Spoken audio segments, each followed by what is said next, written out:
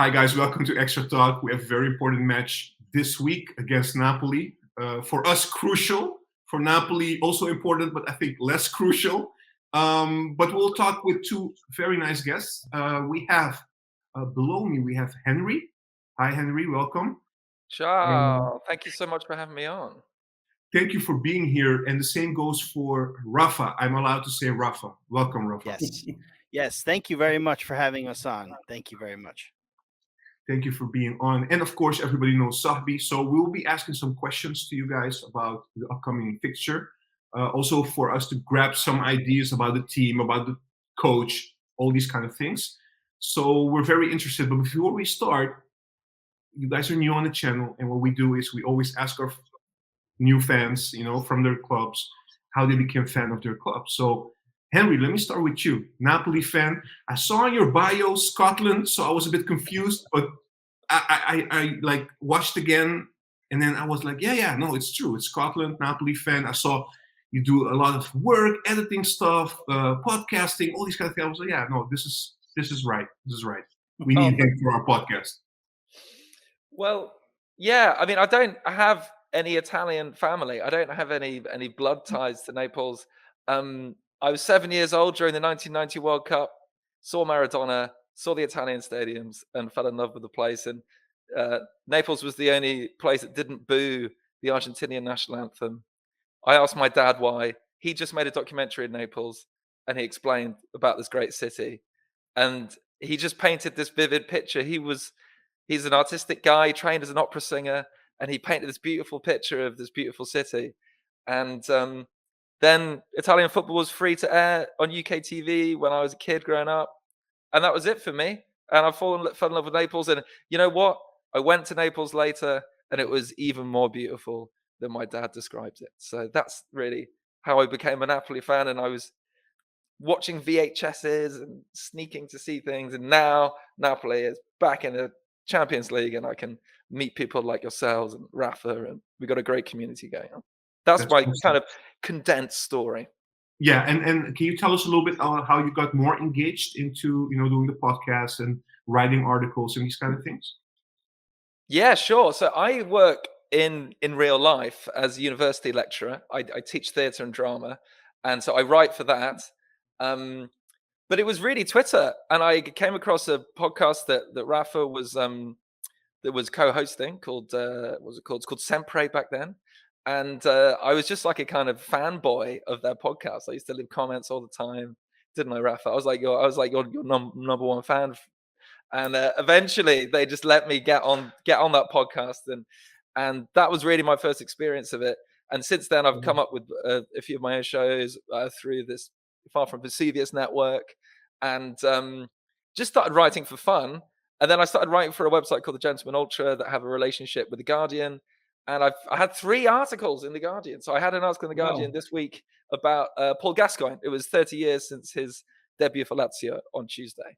So yeah, just through this kind of very supportive network of people like Rafa, the Far From Vesuvius network, the blog, the Gentleman Ultra, these are all places that have really helped me go from just a guy in his room who likes football to actually be part of the community. And I went to Naples in May and met up with a guy I do a podcast with called Michele Borelli.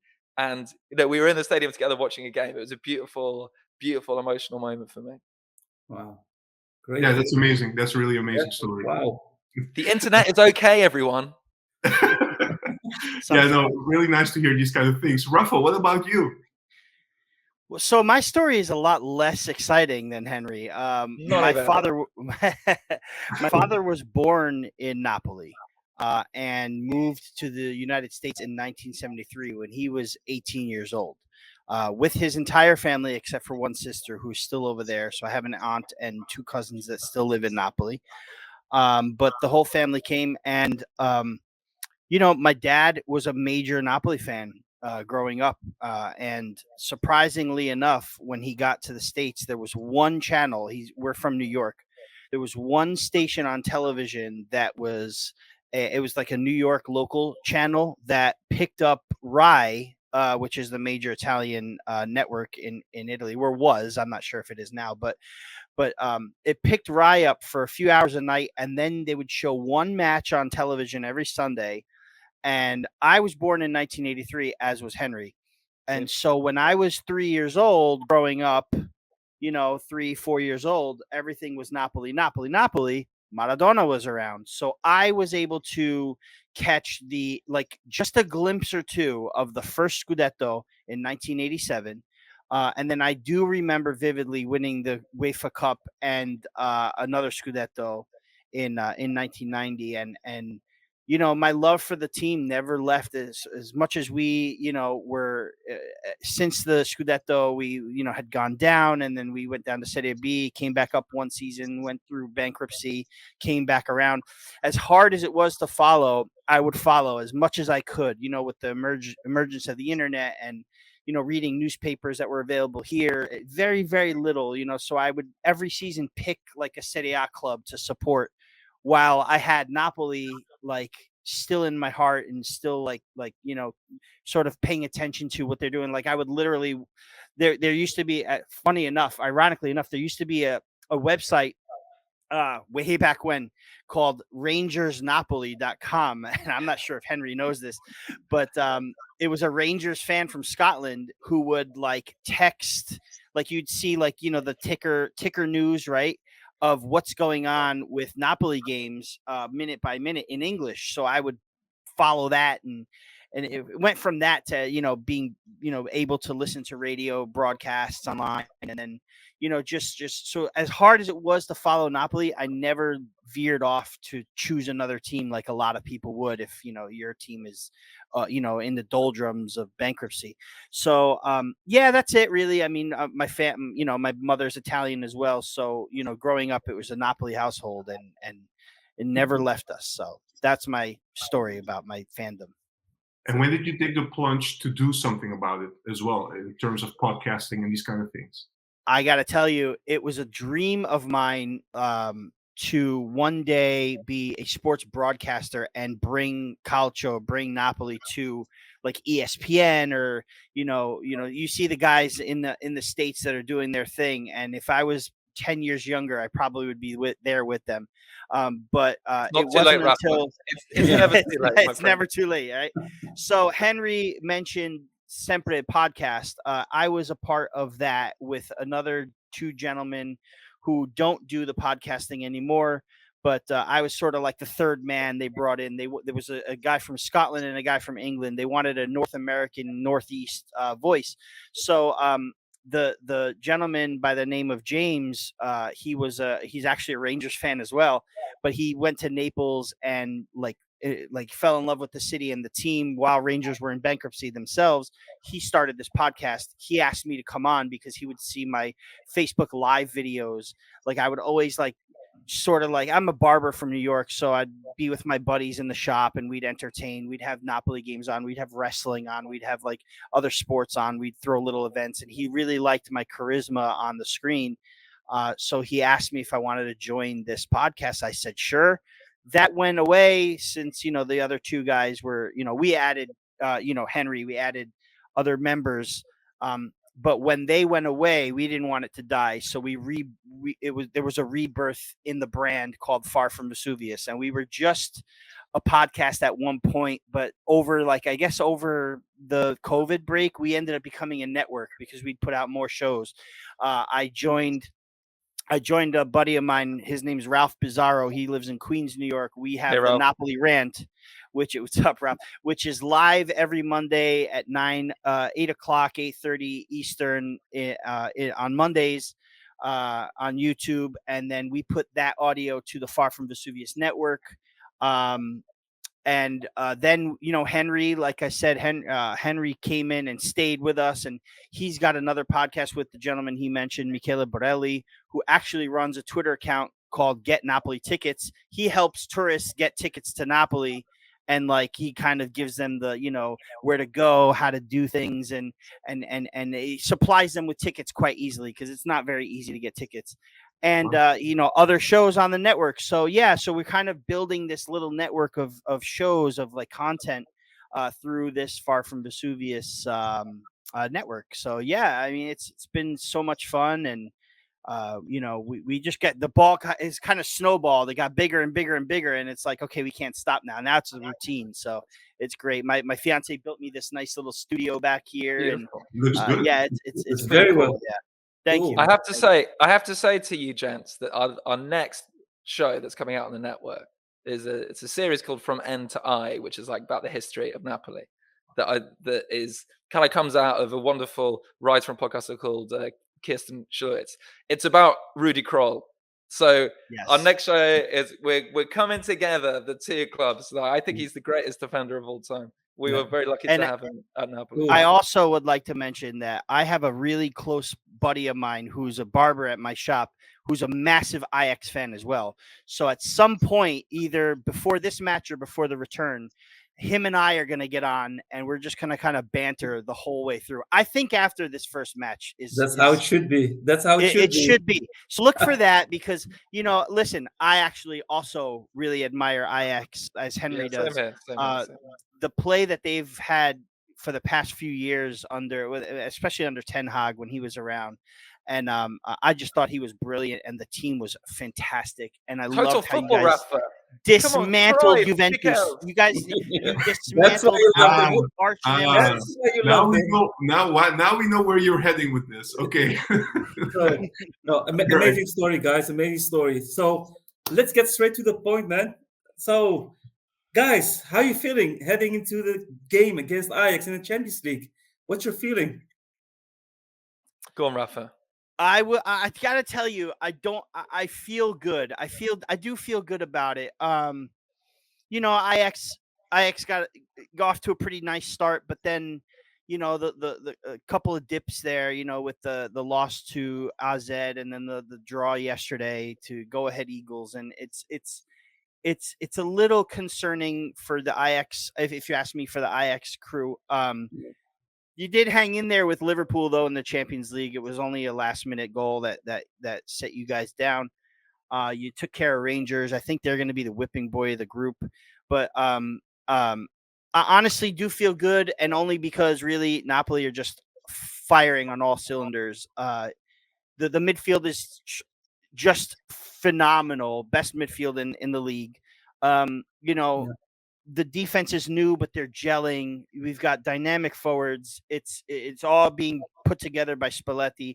I think for this match, I feel decent about it. I would be happy, I guess we'll go on and talk about this later, but I would be happy escaping with a point. But I feel good. I gotta admit. So, what about you, Henry? Yeah, I mean, like all Napoli fans, whether they have Napoli in their blood or they're adopted by the city, are inherently superstitious and slightly pessimistic. So even though Napoli are top of the league, playing some of the best football they've played in years, have 6 points out of 2 games in the Champions League, I still feel a bit nervous actually about going to Amsterdam and playing you guys, because everything Rafa mentions is true. I love our midfield. Ongisa, Lobotka, and Zelensky or Zilu are wonderful. But they've played a lot. And Napoli, if Ajax fans are watching this and they're looking for things to be optimistic about, and Rafa, you can call me out on this if you want, but like whenever we've had to rotate, bring other players into this quite settled starting lineup, things haven't gone brilliantly. Like we've got away with a few results, I reckon. So if you're looking, and that team played yesterday, and they're going to either be tired. If Spalletti chooses to rotate any of those players, I think you might be in with quite a good chance. Even if you did draw with one of the best named teams in world football, the Go Ahead Eagles. I mean, I love that. Do you guys expect him to do some changes heading into the game? I would have to say, yeah. I'm sorry, Henry. I would have to say yes. Most of the players played a lot of the game yesterday. It was the full squad. I know we started with a different left back against Liverpool, and it was not a big deal. Obviously we took care of Liverpool. I could see that happening again. I don't know if we'll touch the midfield, although Ndombele has been really, coming along. as of late. He hasn't had the best start to the season, but his last couple of appearances have really been good. He's made up for it.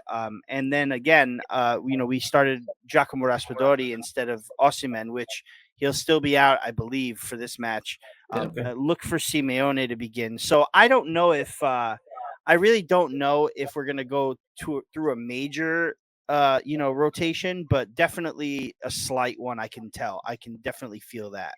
But there's such chemistry in that midfield. I don't know if you've managed to see us play. Like, it's beautiful to see that trio work together. So even if one of those players is rested, that could work. And also there's some decision making to make in terms of Raspadori or Simeone. Simeone, more of a classical 9, scored some really nice goals actually for us. Raspadori, I'm not 100% convinced he fits into Spalletti's tactical plan at the moment. It'll be interesting to see who will start. I've got a feeling Simeone might. Don't you reckon, Raf? I can honestly see Raspadori getting the start. It's sort of a thing where Simeone comes off the bench and produces. I've noticed a trend as to where Simeone would start the match, and not that he wouldn't contribute in his way, but I think he's more effective off the bench in this role here. So I could see Raspadori getting the start, but again, he got a lot of time against against Torino on the weekend. I think he limped off a little too, so we could very well see Simeone begin as well. I think either way, we're set up pretty well. It's a depth that we haven't seen at that position in a really, really long time, and whether it's Osimhen, Raspadori, or Simeone, I think we're in good shape in that area. Yeah. I was meaning to ask a question. I don't know if you want to go first, Sahbi, but I wanted to ask. No, I just want to say that I'm practically already happy that Osimhen's not playing.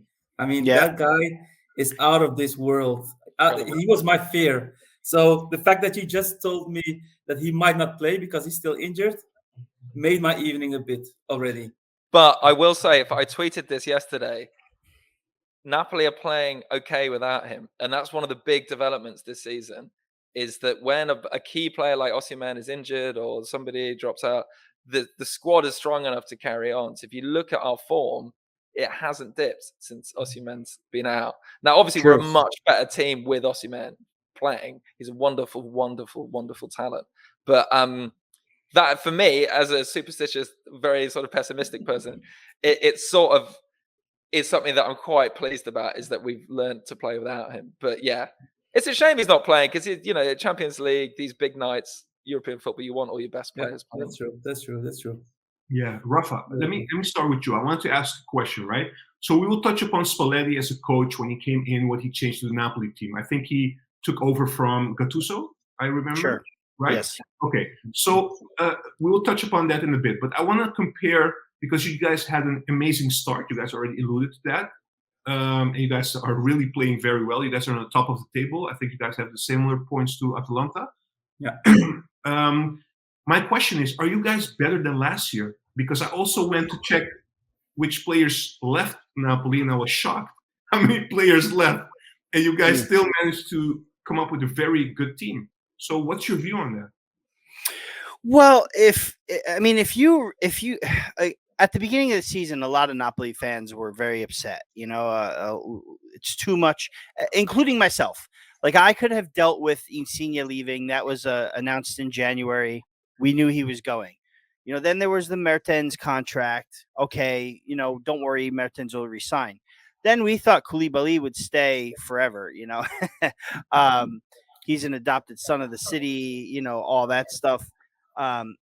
But to lose all of those guys plus Ospina and then Fabian, it was a bit worrisome. A lot of Napoli fans were very, very worried.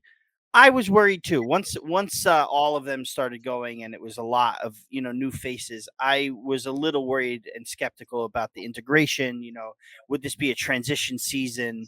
But at the same time, in the back of my head, I always kind of kept the fact that we always replace really well. Our sporting director, Cristiano Giuntoli, is one of, if not the best sporting directors in Italy.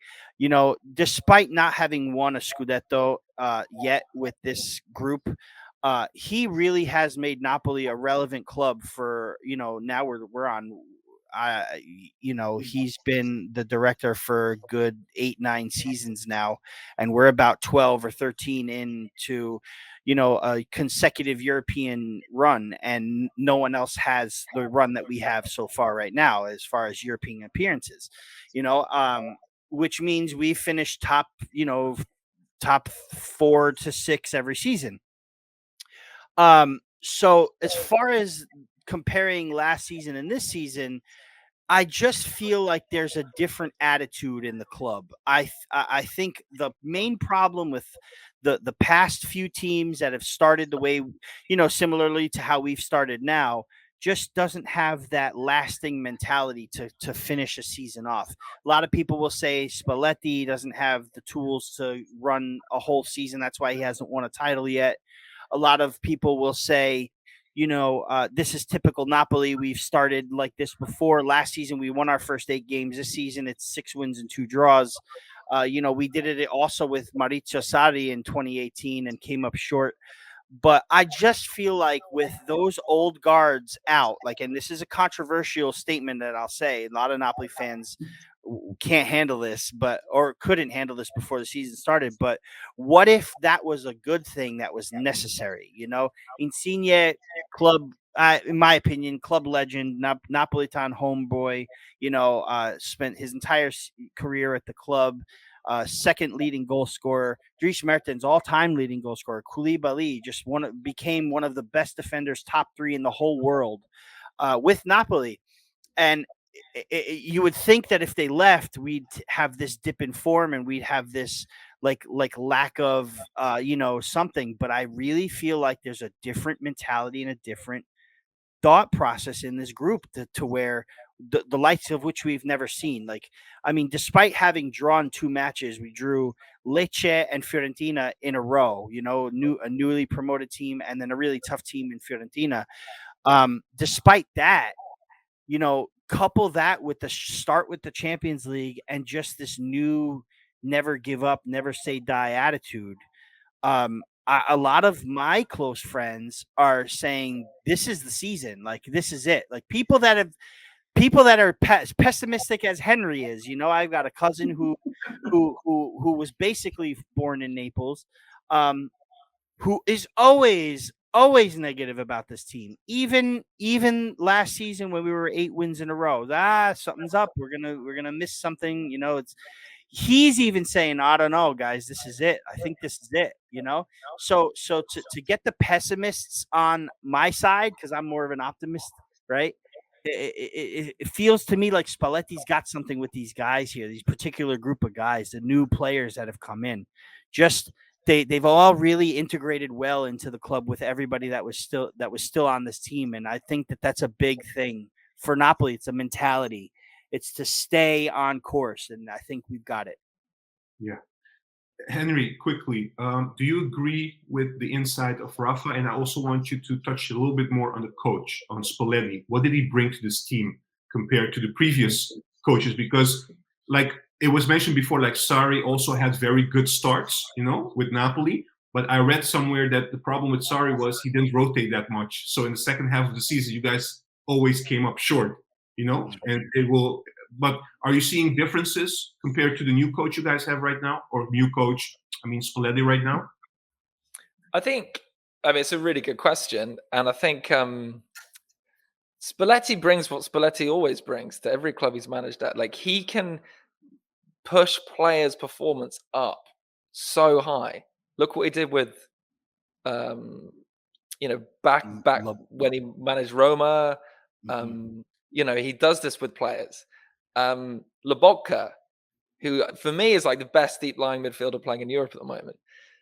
When Spalletti arrived, we used to laugh about him, Rafa, didn't we? We called him Slobotka. He was a little overweight. Just wasn't interested. Yeah, it was under Gattuso. I don't know what it was with him and Gattuso, but they did not get on, and I think he was having issues at home. But Spalletti came in and completely transformed him, sort of the way he transformed Brozovic at Inter. He took Brozovic and turned him around. Yeah. Absolutely. I mean, there's so many different examples of Spalletti. Our left back, Mario Rui, used to be a joke. He's now one of our most consistent players. I'd like him to be captain. And most loved. I think. And most loved. Yeah. He went So from what's the most hated secret- to most loved. So what's the secret powder then? You guys should tell us. Yeah, What's the indeed. secret powder that Spalletti brings to the team? What Honestly, happened? Man-to-man manager that gets the respect of Yeah. the squad. That's what I think. Yeah, I think it was experience, a lot of experience. You know, I loved Gattuso. I was very upset when Gattuso got fired. He got fired on the same day we missed out on the Champions League 2 seasons ago. It was very emotional in this household. He was very loved. But I now see that it was necessary. Spalletti brings the same intensity, but also a lot of experience to this club. And, you know, not for nothing, but also Spalletti also came into one of the best teams he ever did. You know, I think he made those Roma and Inter teams, you know, despite having had Totti back then and De Rossi and then, you know, guys like the guys that they had in Inter, names, you know, what's the guy? Yeah. Argentinian, forgot his name. Just broke up with Wanda Nada. What's his name? Icardi. Yeah. Icardi, He had good teams, but this was the most complete rounded. The depth was starting to get a little better when he came in. I had argued that last season was probably the best depth that we ever had. Now this season is definitely 100% the most depth that we've ever had in our lives.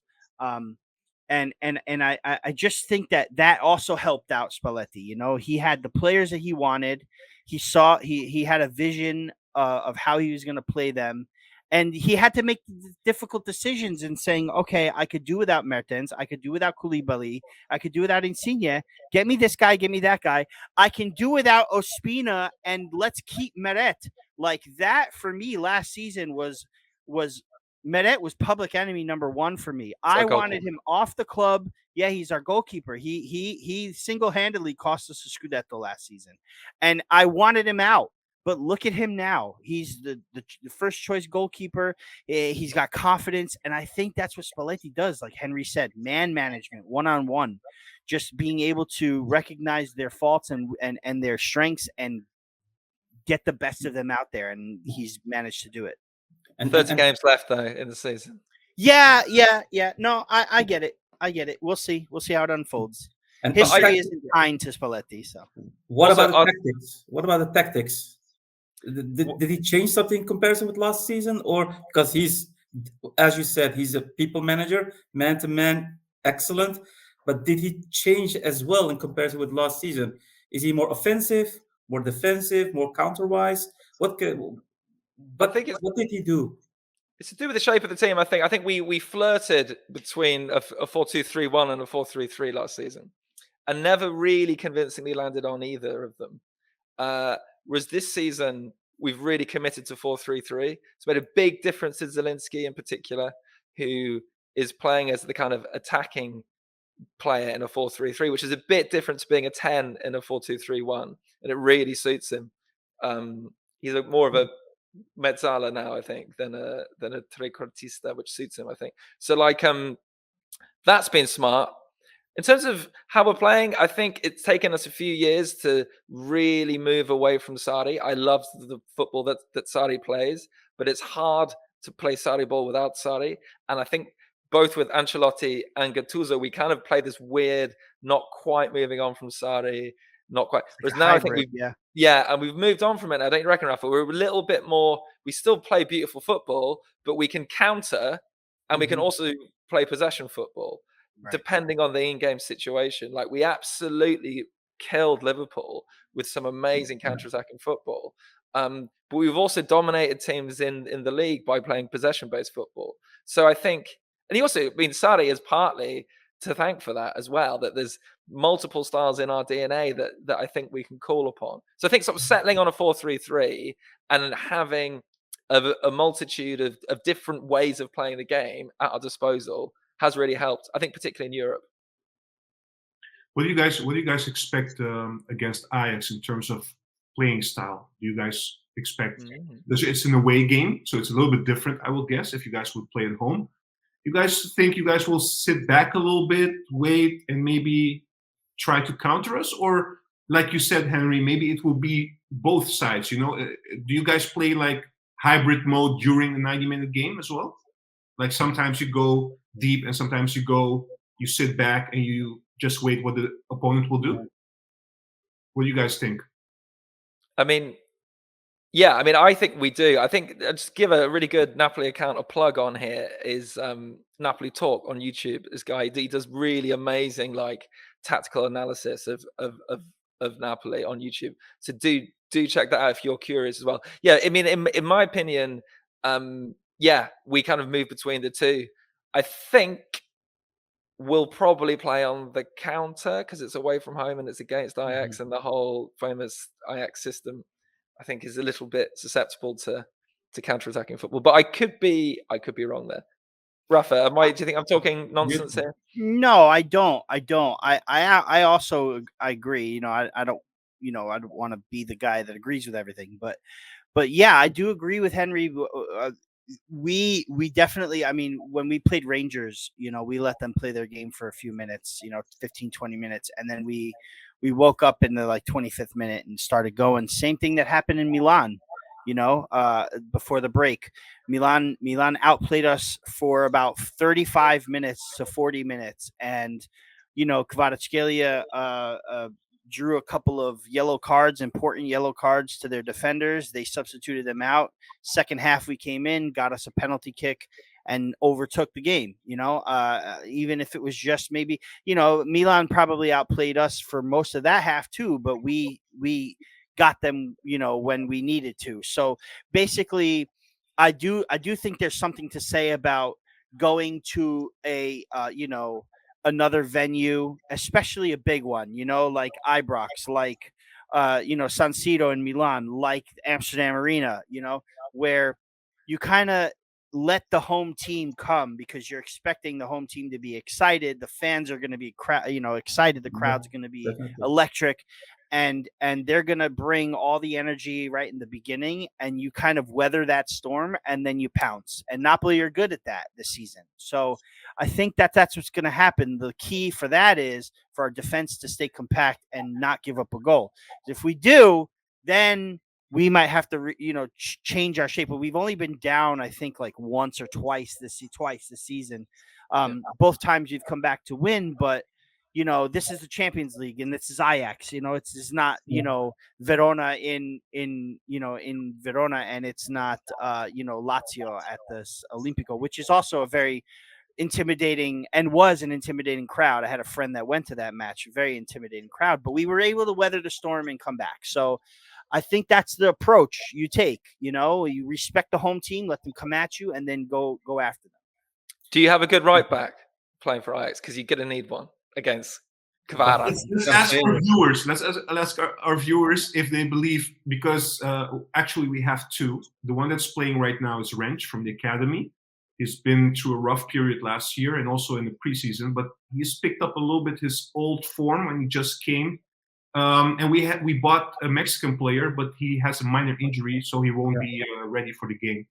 But let's ask our viewers if they think Wrench against your superstar on the right, on the left side, can be a good match. So he's incredible. I mean, he's 21. He's come from Georgia, and honestly, he was actually on our scouting list. He's been linked with Ajax before. And also about Lobotka, by the way, I don't know if you guys know this, but he's from this local team called Trenton, where he started basically, and we had him on loan for 1 year, around 2013, 2014. But then he end of loan and he went back. Probably not good enough at that time. But the reason for that, we have a partnership with that club because of Chola Ling, who used to play with Ajax previously. Okay. He's partly owner of that club. Yeah. So to see Lobotka playing now, we were a little bit surprised. Like, whoa, what's happening here? So, you can see the Ajax in him. You can see the Ajax in him. You should take I've seen highlights. I was surprised. Yeah. Absolutely. Yeah, he's a great player. So, guys, you already mentioned the strengths of your team, the midfield, your excellent midfield. But our viewers are probably more interested in your weaknesses. Yeah. So, guys, bring us some good stuff.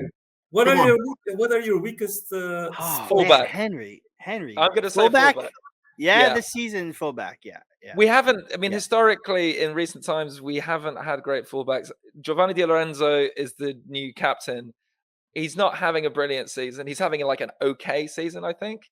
Not to his standards, yeah. Not to his usual standards. And at left back, we've got the much previously maligned Mario Rui, who is like, he's having a good season. But I think I don't understand why more teams don't just press the hand out of our fullbacks, because when that happens, sometimes stuff can go a bit wrong.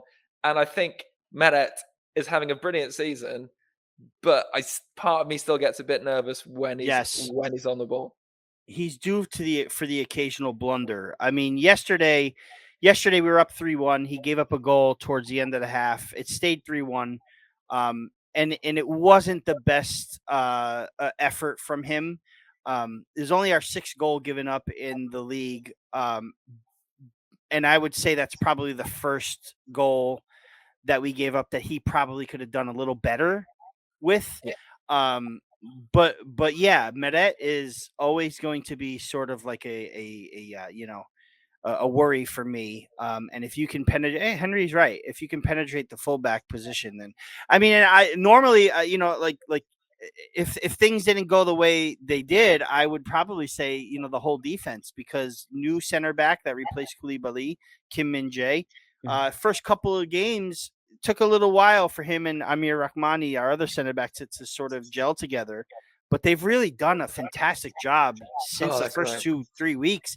And Kim Min-jae just won Serie A Player of September, following Kvaratskhelia award from August. So far, August, September, 2 Napoli players is the player of the month.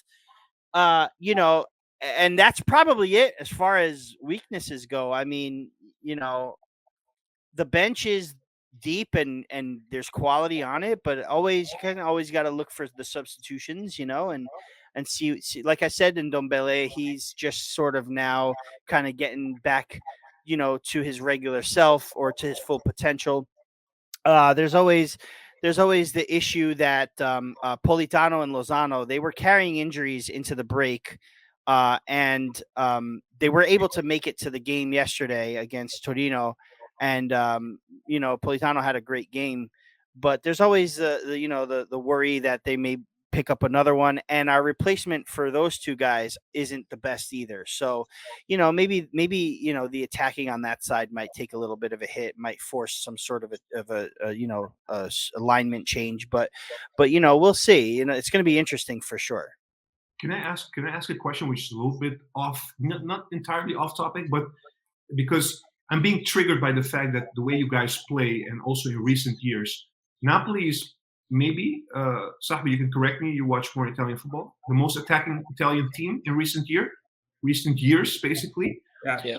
And the thing that I've heard a long time ago from a Dutch commentator who follows Italian football, we don't like him very much, but he said something. I remember he said something, and I don't know if it's true, so I want to ask you guys if this is true or not, that there is a gentleman's agreement in Italy when Italian clubs face each other. If it's 5-0 or 5-0, you don't go and score more than that. It's like a gentleman. You don't humiliate the other opponent. Is that true? Because here in Holland we don't have such things. Depends. Yeah, I know. You guys have won 13-0 or a couple seasons ago. I remember seeing that. Yeah. Actually, my buddy and I were working together, and he would just pick his head up and go, "Another one." And I'd be like, "What's going on? What do you mean another one?" I don't know, Henry. I mean, we've won 6-0 a few times, didn't we? Yeah. I mean, I think maybe that magic number's at 6. Okay. We beat Perugia 8-2 when Maradona played for us. Oh, that's right, we did. Yeah, back in the 80s. So it's not true. All right. But there's all sorts of like arrangements, like relationships between clubs and it's not like matches are fixed, but there are better relations between clubs. So like, I think it's in like any league really. Like if you look at the Manchester derby today in England, I think you could see Man City keep going because it was a derby. Whether or not they would have done that if it was against, I don't know, Leicester, they probably would have taken the foot off the gas, rested some of the players. And I don't know, Henry. See, here's the thing: is that in the Premier League and in a few other leagues, the first tiebreak is goal differential, whereas in Italy, the tiebreak is not goal differential. The first tiebreak is head to head. So the 3 points matter the most in the Italian league in Serie A. You know, now if you're in the Champions League and you're 5-6 up, you know, do you take the foot off the gas, or can you, if you can score more, because that might, goal differential might come into play there. And I know the first tiebreak is head to head there too, but goal differential could play. It plays more of a factor when you have a group with 4 teams instead of a entire table of 20. So I don't know. I think in the Champions League, if you can keep going, it could have been 7 against Liverpool, and that would have been amazing. But Yeah, I they mean, were it's so bad. 4 was amazing, but it could have Yeah. been 7, and I don't think Napoli would have apologized for 7. But there is, I mean, actually, I recommend a book, Gab Marcotti and Gianluca Vialli's book on sort of Italian football culture is really good on this. There's a whole sort of chapter about how the most important thing, in Italian football are the 3 points. So I think there might be a bit of that culture where once the victory is secured, you kind of lock it down. I don't think modern Italian football is like that as much, to be honest. Yeah. Thanks for that. Sahbi, sorry, you have a question? No, just wondering on the upcoming game. What do you expect? What can we expect from Napoli? Okay, you already told us the fullbacks are your weaknesses. And by the way, Schreuder is watching, so he knows this by now. But what can you expect? I mean, you already mentioned it a bit already. But would you be happy with a draw, or are you aiming for a win? What's the feeling in Italy, in Napoli? Yeah, but Henry, I have to warn you. Henry said Napoli fans don't do predictions, so we have to be careful here. It's very rare, isn't it, for Napoli fans. The P word is against the law in our network. No, really? Can you explain that a little bit, or is this a joke? It's just it's really a superstition. It is, and I got to tell you, as I've got more Napoli in one bit fingernail than Henry does, but he has embraced the culture of superstition and just sort of pessimism that I have not. I'm so much more positive, and not that Henry's negative, but I'm a very positive outlook guy. I always like to see the good in everything. I always think we have a fighting chance as long as we're in there number wise. I'll take the chances. But what do you think the game's going to look like, Rafa? So, the game. I mean, if I have to throw a P word in there, I would say. No, don't we get to do No, you're gonna jinx it. Well, okay, so I mentioned at the beginning, go ahead, just go ahead. Stop this! Don't listen to these Ajax fans. I'm not gonna do it. Okay, I'm not gonna do it. No, I'm not gonna do it.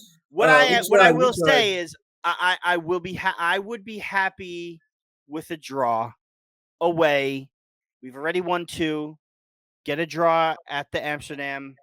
Get out of there, get back to Napoli, do your thing, and then we'll see you next week in Naples. I would have really liked for Ajax to beat Liverpool the last round, because that would have set us up really well. 6 points and 6 points, and then this could be a big love fest. But I think it's important to get the win. It is, but I'd be happy with a draw. I just want to see good football. Like, I've watched Ajax. I've read about Ajax, ever since I've been interested in football. And you've got so many different eras of great football. And, maybe right now it's not a vintage Ajax, but the club's DNA is strong. The principles are there. I think that there's some connected principles with Napoli in terms of how we like to play football. And I think it could be a really entertaining game of people playing football in what I would suggest is the correct way. Can I ask a quick question in between? How did you guys react when you guys were in the same group as Ajax and Liverpool, of course? But I want especially to know how you guys reacted, and also what you heard from other Napoli fans. playing Ajax? How's Ajax perceived basically, apart from how you guys perceive Ajax? It's always Royalty. that. You're royalty. You're European royalty. You won the European Cup 3 For times in a sure. row. You're For like, sure. come on. Still, even though it's a long way ago. I mean, Yeah, it's like a club like Ajax Yeah, is the reason we want to qualify for the Champions League. You want to be Yeah. in Amsterdam playing Ajax, you know. I got that 1995 Ajax team. I mean, Beautiful. it's probably one of the best teams you'll ever see. You know, in post 80s and before football. I absolutely adored that team. I really did. 73 European Cup for me when you beat Bayern 4-0 and then you beat Real Madrid 2-1. And Kroll scored a free kick in the semi-final against Real Madrid. Beautiful. And Cruyff. Yeah. Also, the fact that Ruud Krol was a beloved Napoli player. I think, and I can't speak, maybe we can talk to Michele about this, Henry, but I can't speak for people in Naples now. I'm not in the shadow of Vesuvio like Michele is and Henry is, but I do believe that the ties there would really create... Well, they love Kroll still. I mean, yeah. They would Michele's create dad, he had a season ticket when Kroll played and he worshipped Kroll still.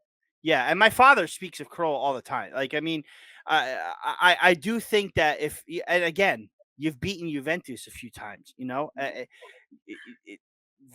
do no more wrong. We can do no more wrong. The relationship could be there. It could be there. So when the group came out, I was walking around an amusement park with my family and sort of watching on my phone.